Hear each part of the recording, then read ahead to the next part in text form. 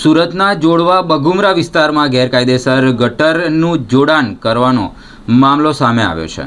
જોડવા બગુમરા વિસ્તારમાં ગેરકાયદેસર ગટર જોડાણનો ગંભીર મામલો સામે આવ્યો છે। ગ્રામ પંચાયત પાસે ગટર લાઇન ન હોવા છતાં 50,000થી વધુ રકમ વસૂલી કરીને કનેક્શન આપવામાં આવ્યાના આક્ષેપો લાગવામાં આવે છે। આ સમયે મામલામાં PEPL કંપનીના CEO અમિતનું નામ પણ ચર્ચાના કેન્દ્રમાં છે। નવનિર્મિત બિલ્ડિંગમાં અને ઉદ્યોગોને ગેરકાયદેસર ગટર કનેક્શન આપવામાં આવતા હોવાના આક્ષેપો લગાવવામાં આવે છે। GPCB, DDO અને જિલ્લા પંચાયતની ભૂમિકા પર પણ સવાલો ઉઠાવવામાં આવે છે।